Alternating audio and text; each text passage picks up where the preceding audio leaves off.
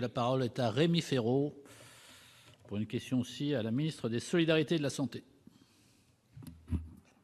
Merci Monsieur le Président. Madame la Ministre, je souhaite attirer votre attention sur les problématiques de toxicomanie dans le nord-est parisien.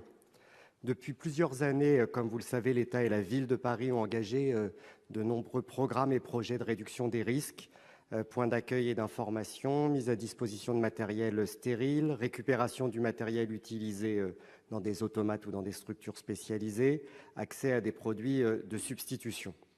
Dans cette logique, et pour compléter ces dispositifs, une salle de consommation à moindre risque a ouvert il y a un peu plus d'un an, à la fin de l'année 2016, dans le 10e arrondissement de Paris, dont j'étais le maire. Rendu possible grâce à la loi de santé de janvier 2016, ce projet expérimental destiné aux usagers de drogue les plus précarisés a un double objectif de santé publique, en assurant des conditions d'hygiène permettant de réduire les risques, notamment infectieux, liés à la consommation de drogue, et aussi de sécurité publique, en réduisant les nuisances liées à la consommation de drogue dans l'espace public. Avec plus de 150 passages par jour, la salle de consommation à moindre risque de Paris remplit aujourd'hui son objectif, permettant une meilleure prise en charge sanitaire et aussi sociale des toxicomanes et diminuant de manière très importante le nombre de seringues retrouvées dans la rue. Mais depuis le mois de mai dernier, le gouvernement ne s'est pas exprimé sur la toxicomanie et plusieurs questions se posent aujourd'hui. Quel soutien comptez-vous apporter à cette salle de consommation à moindre risque dans la durée ? L'ouverture d'autres salles, outre celle qui a ouvert à Strasbourg, est-elle envisagée? Et si oui, le gouvernement les soutiendra-t-il?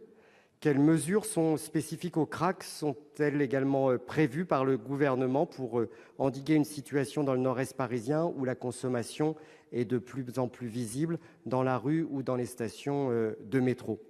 Ce sont des questions importantes sur lesquelles l'engagement du gouvernement, au-delà des seules autorités locales de santé avec lesquelles nous travaillons très bien, est très attendu. Je vous remercie. Madame la ministre. Monsieur le Président, Mesdames et Messieurs les sénateurs, Monsieur le sénateur Féraud, l'expérimentation des salles de consommation à moindre risque, vous l'avez dit, a été lancée dans notre pays suite à la loi de modernisation du système de santé en 2016.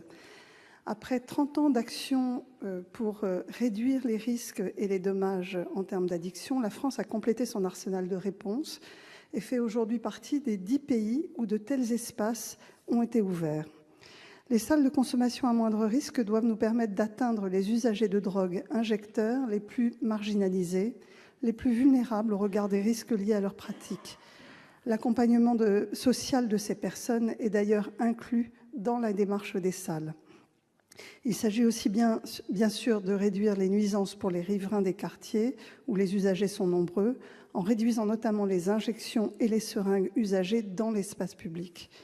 Un dispositif d'évaluation a été mis en place pour mesurer concrètement l'impact des salles en matière de santé publique, en matière d'acceptabilité sociale et en matière d'ordre public. Les 2 salles expérimentales à Paris et à Strasbourg ont déjà à 1 an des résultats très positifs, au moins pour les personnes concernées. Un comité national réunissant les acteurs de l'expérimentation, les riverains, les partenaires et les associations assure un suivi attentif des expérimentations. De nouvelles salles pourront être ouvertes pendant la période d'expérimentation, bien sûr, mais cela ne se décide pas d'autorité. Je ne doute pas qu'il y aura des candidats. Par ailleurs, nous travaillons actuellement sur le programme national de santé publique qui devrait être rendu public dans le mois prochain et qui vise notamment en termes de prévention à proposer des actions spécifiques en matière de toxicomanie. Comme vous pouvez le constater, monsieur le sénateur, nous restons extrêmement vigilants. Nous sommes mobilisés pour encadrer au mieux les salles de consommation à moindre risque et continuer d'agir en faveur de la réduction des risques. Je vous remercie. Merci Madame la Ministre. Monsieur Féraud pour réponse.